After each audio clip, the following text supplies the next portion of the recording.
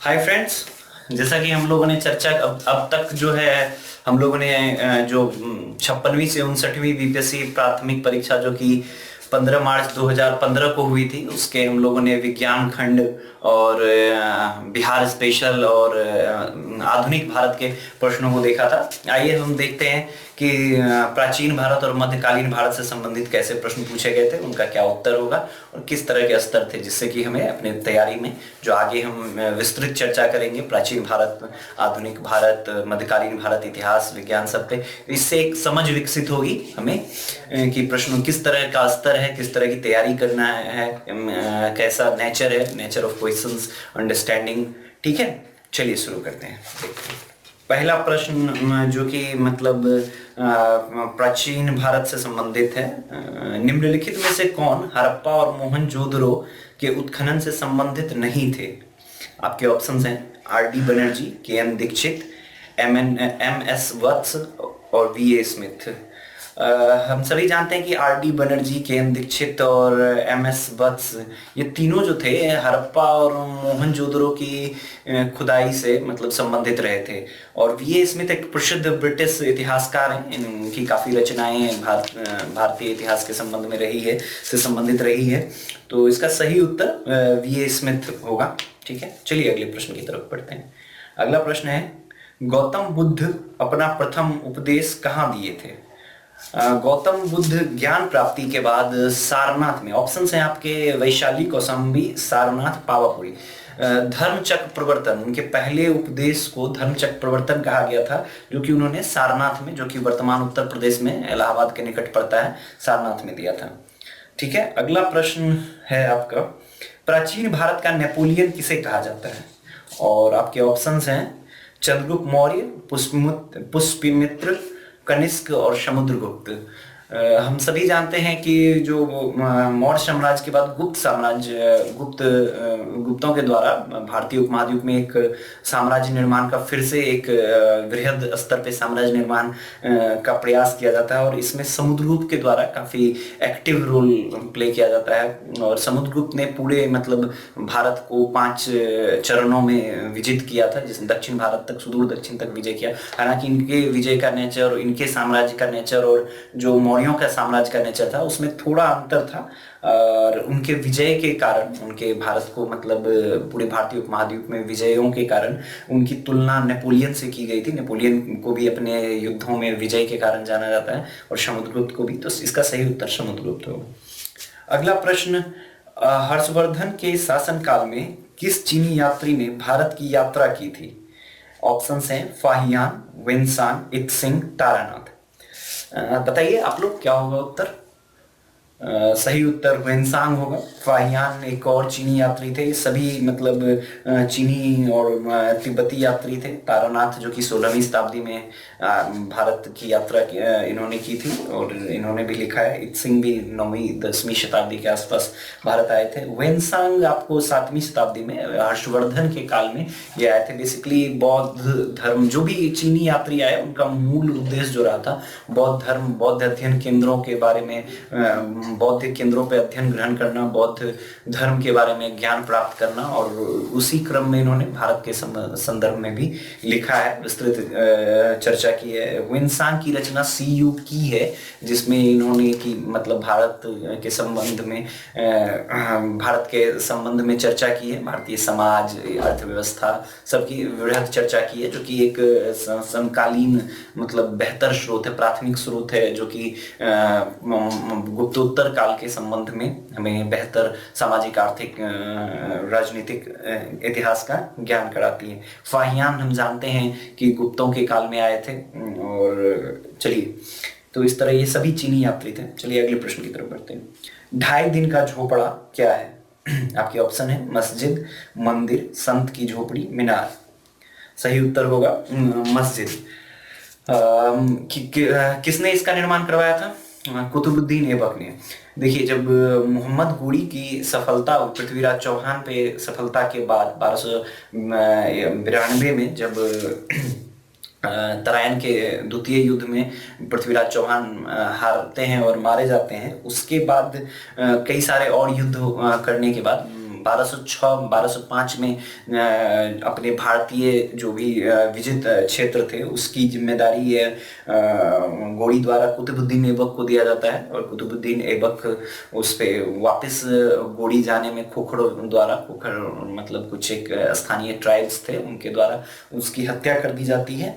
और कुतुबुद्दीन ऐबक जब दिल्ली सल्तनत की स्थापना होती है 1206 से 1210 तक कुतुबुद्दीन ऐबक शासक रहता है, प्रथम सुल्तान दिल्ली सल्तनत का। तो इसके द्वारा आप इस्लाम की एक विशेषता है कि मतलब वहाँ जो मस्जिद, सबसे पहले कोई भी आएगा धर्म अनुयायी और कोई भी नया शासक वर्ग आएगा तो वो अपने धार्मिक स्थलों का निर्माण करता है। और इस्लाम में एक विशेषता है कि जो मस्जिद है वो केवल आपको एक पूजा स्थल ही नहीं होता है, बल्कि एक सामुदायिक केंद्र की तरह प्रयुक्त होता है। और मस्जिद का जो क्षेत्र होता है वो उनके जनसंख्या को दर्शाता है। तो इसलिए, लेकिन प्रारंभ में चूंकि इनकी जनसंख्या सीमित थी, इसलिए प्रारंभिक जो मस्जिद हम देखते हैं वो हमें मतलब छोटे आकार के छोटे प्रांगण में देखते हैं। उन्हीं में 2.5 दिन का झोपड़ा जो था, ये एक प्रसिद्ध प्रारंभिक मस्जिद में भारत में जिसका निर्माण हुआ वो था। चलिए अगले प्रश्न की तरफ बढ़ते हैं। अगला प्रश्न है, तुजुके बाबरी किस भाषा में लिखा गया था? ऑप्शन है फारसी, अरबी, तुर्की, उर्दू। क्या होगा सही उत्तर? सही उत्तर इसका तुर्की होगा। चगताई तुर्की भाषा में बाबर के द्वारा स्वयं तुजुके बाबरी लिखा गया था। बाबर खुद हम सभी जानते हैं कि मंगोल था, चंगेज खां, और चंगेज खां के वंशज से संबंधित था। चंगेज खां और तैमूर के मतलब वंशज से वो संबंधित था। और 1526 में पानीपत के प्रथम युद्ध में इब्राहिम लोदी को हराकर भारत पर मतलब जो मुगल साम्राज्य हम देखते हैं आगे मध्यकालीन भारत में सबसे प्रमुख, भारतीय इतिहास में एक प्रमुख स्थान रखता है मुगल साम्राज्य, उसकी स्थापना की गई थी बाबर के द्वारा। वो काफी ज्ञानी व्यक्ति था, तो उसके द्वारा एक तुजुके बाबरी जो उसके खुद का मतलब आत्मकथा थी, उसको तुर्की भाषा में लिखा, जो भारत में देखा से समझा उसके आधार पर लिखा। अपने लेखन में उन्होंने कृष्णदेव राय की, अन्य मुस्लिम शासकों की तुलना में कृष्णदेव राय की का वर्णन किया है और काफी बड़ाई की है कृष्णदेव राय के। इन सब के बारे में हम चर्चा करेंगे अच्छे से। विजयनगर साम्राज्य हो या मुगल साम्राज्य हो, साहित्य हो, समकालीन साहित्य हो, सब के बारे में अच्छे से देखेंगे। फिलहाल हम इन प्रश्नों को देखते हैं। चलिए अगले प्रश्न की तरफ बढ़ते हैं। हल्दी घाटी के युद्ध में महाराणा प्रताप की सेना के सेनापति कौन थे? और ऑप्शन है इसके अमर सिंह, मान सिंह, हकीम खान, शक्ति सिंह। सही उत्तर क्या होना चाहिए बताइए? सही उत्तर इसका हकीम खान होगा। हकीम खान 1576 में हल्दी घाटी की लड़ाई हुई थी। फाइनल बैटल मान सकते हैं आप अकबर और महाराणा प्रताप, जो राजपूत थे, अधिकांश राजपूतों द्वारा मतलब अकबर की जो अधीनता थी स्वीकार की गई थी, हालांकि महाराणा प्रताप द्वारा नहीं स्वीकार की गई थी। वो अंत तक लड़ते रहे थे और 1576 में हल्दी घाटी का निर्णायक युद्ध हुआ था, जिसमें अकबर के सेनापति मान सिंह थे और जो महाराणा प्रताप स्वयं लड़े थे इस युद्ध में। और इनकी तरफ से एक प्रमुख अफगान सरदार था हकीम खान सुर, जो कि इनके तरफ से युद्ध में भाग लिया था और वो इसका सेनापति था। चलिए अगले प्रश्न की तरफ बढ़ते हैं। शिवाजी की राजधानी कहाँ थी? ऑप्शंस हैं रायगढ़, सिंधुदुर्ग, पूना, कोल्हापुर। तो इसका सही उत्तर होगा रायगढ़। शिवाजी की राजधानी रायगढ़ वर्तमान महाराष्ट्र में पड़ती है। रायगढ़ का किला अभी भी एक प्रसिद्ध मतलब टूरिस्ट प्लेस है और 1627 से 1680 तक शिवाजी रहे थे और मराठा राज्य की स्थापना की। आगे मराठा मुगलों से हमें मतलब शिवाजी अपने जीवन पर्यंत औरंगजेब और मुगलों से, विशेषकर औरंगजेब के काल में औरंगजेब से लड़ते रहे और मतलब रायगढ़ उनकी राजधानी थी। आगे चलकर भी मतलब मुगलों के बाद भारत के सब प्रमुख शक्तियों में मराठों को हम गिनते हैं, मराठों की गिनती होती है। हालांकि ये मुगलों का विकल्प तो नहीं दे पाए, लेकिन एक प्रमुख शक्ति के रूप में रहे। अंग्रेजों के काल तक इनका महत्व बना रहा। विशेष चर्चा करेंगे मराठों पे, एक अलग ही चैप्टर होगा, मराठों का पूरा बृहद स्तर पे अध्ययन किया जाएगा। चलिए अगले प्रश्न की तरफ बढ़ते हैं। अगला प्रश्न है, नालंदा विश्वविद्यालय के स्थापक कौन थे? आपके ऑप्शंस हैं चंद्रगुप्त विक्रमादित्य, कुमारगुप्त, धर्मपाल, पुष्यगुप्त।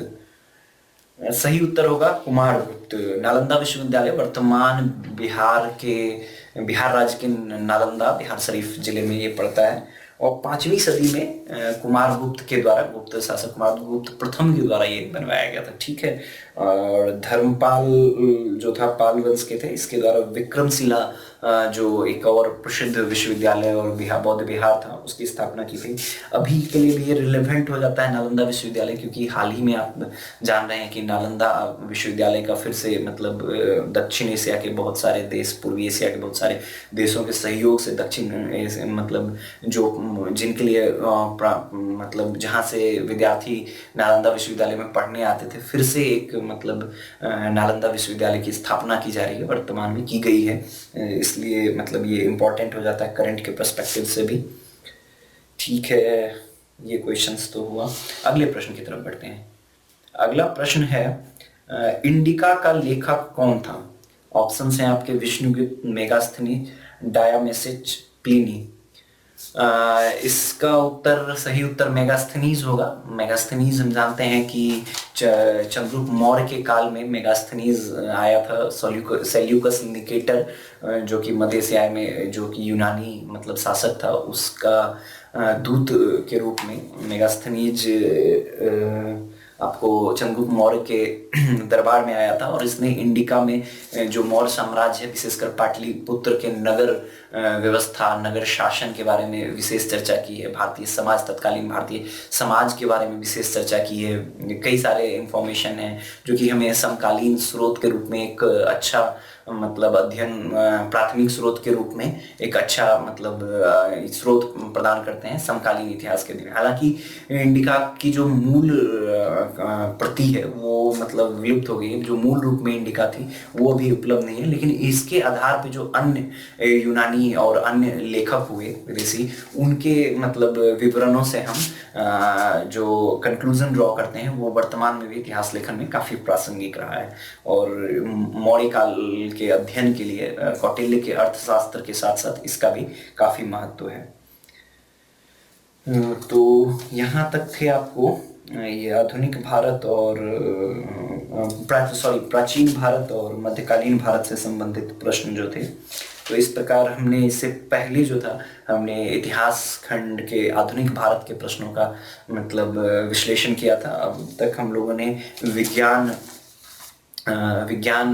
बिहार स्पेशल और इतिहास, संपूर्ण इतिहास मतलब आधुनिक भारत और मध्यकालीन और प्राचीन भारत, इन सबों का 56वीं 59वीं में जो भी प्रश्न पूछे गए उनका विशद विश्लेषण किया है। आगे हम इसके बाद आपको ज्योग्राफी के प्रश्न, भूगोल के प्रश्नों का विश्लेषण प्रस्तुत करेंगे अपने अगले वीडियो में। तब तक के लिए आप अपनी तैयारी को बनाए रखिए, लगातार पढ़ते रहिए और हमारे चैनल को लाइक, सब्सक्राइब, कमेंट करिए। अगर आपको कोई इम्प्रूवमेंट इसमें लग रहा है कि कोई कमी है तो आपके कमेंट्स जो हैं हमारे लिए एक मतलब बूस्टअप का काम करते हैं। इम्प्रूवमेंट करने में हमें मतलब काफ़ी सहूलियत होगी इससे। और हमारा पूरा प्रयास रहेगा कि ये जो 60वीं से 62वीं बीपीएससी प्रारंभिक परीक्षा तय हुआ है 12 फरवरी 2017 को, उसमें जो भी लोग हमसे जुड़े उनकी सफलता को सुनिश्चित किया जा सके। आपके लिए, आप सबों के लिए good luck, wish you all the best, very best. लगातार पढ़ते रहिए।